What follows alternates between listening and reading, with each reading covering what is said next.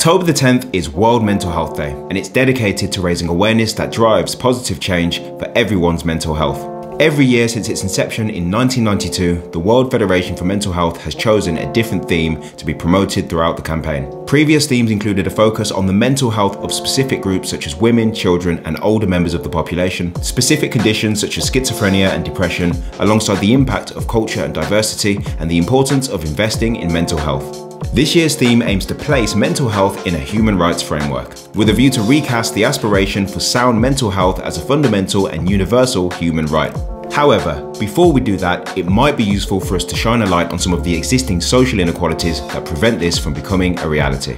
Racism is multidimensional and can occur on an internal, institutional, interpersonal, and structural level. It also plays a pivotal role as a determinant of outcomes for people that experience mental ill health. For example, a black person in the UK is 4 times more likely to be detained under the Mental Health Act. Furthermore, the weathering hypothesis proposed by Dr. Arlene Geronimus used allostatic load to quantify the impact of racism. Allostatic load measures wear and tear on the body, which accumulates as an individual is exposed to repeated or chronic stress. In this case, it was used to quantify the extent to which daily discrimination faced by marginalised groups can be associated with increased depressive symptoms, feelings of loneliness, and early health deterioration when measured across several biological indicators. The results showed that African Americans had higher scores than their white counterparts and had a greater probability of high scores across all ages. Also of note here is that these racial differences were not explained by poverty, because poor and non-poor African American women both had the highest and second highest probability of high allostatic load scores.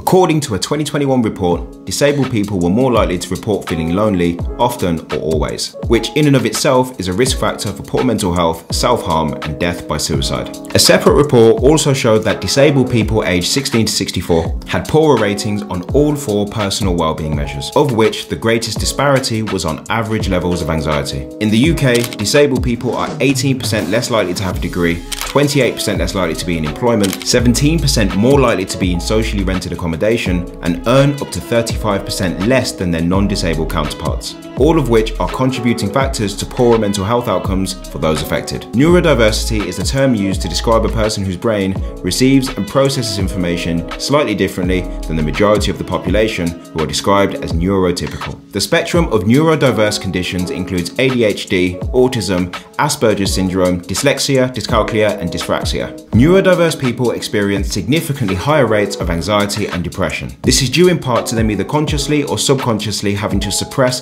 aspects of their natural tendencies in order to meet with the expectations of their neurotypical counterparts. This behaviour is known as masking, and when combined with a lack of understanding in a neurotypical workforce, the pressure to fit in disproportionately impacts neurodiverse individuals, as they may have to work harder than their peers to concentrate and perform to the same standard. In fact, according to a national survey involving 1,600 autistic adults and 900 family members, living with autism has also been associated with lower life satisfaction, greater social difficulties, loneliness, and insomnia. Social stigmas perpetuated by misconceptions and the language we use also present a barrier to us recognising mental health as a universal human right. The question is, how can we use our position to change the status quo and create mental health equity for everyone, regardless of socioeconomic background, race, disability, or sexual preference? Initially, we might start by looking at mental health more thoroughly through the lens of the individual. With this in mind, the Wheel of Power and Privilege is a concept brought to us by award-winning Canadian teacher Sylvia Duckworth. It's split into 36 segments of identity and depicts the inverse relationship between intersectionality, power, and privilege. That is to say that in today's society, the more traits we identify with on the edge of the circle, the further away we are from access to equal opportunities, which, as we've already discussed, can have big implications for marginalised groups of people. It would also be useful for us to be more aware of the resources available to connect individuals to the help they need before mental health becomes a problem. For this, the Hub of Hope is the UK's leading mental health services database. It brings local, national, private, and NHS mental health services together in one place. Not only do they provide a wealth of resources to help people better understand the nuances of common mental illnesses such as depression, anxiety, and psychosis, they also make it easy to find local support via a postcode search bar on the homepage. From here, you can select up to 3 concerns for yourself or the person you're supporting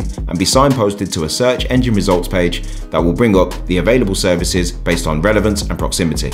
To boost confidence when talking about mental health and competence when having a supportive conversation, accredited training such as the 2-day Adult Mental Health First First Aid course is ideal for businesses that want to realise organisational change and for individuals that want to gain the skills to spot the signs of poor mental health in themselves and others, alongside the confidence to start a conversation and signpost appropriate support. Newly trained mental health first aiders gain access to all the support they need to carry out their role in the palm of their hand via the Mental Health First Aider support app. And by the end of the course, all learners will be able to have a person-centred conversation with improved mental health literacy using the Mental Health First Aid action plan. Lastly, subscribe to this channel because we are actively on a mission to make the conversation about mental health in the workplace more accessible. This means sharing best practice and ideas on how you and your teams can make the most of upcoming wellbeing and inclusion dates, and answering your specific questions about the challenges you face both in and outside the workplace. Speaking of the workplace, if you're looking for specific tools to help your team get better at managing their relationship between stress and performance, click or tap the screen just here to watch this next video.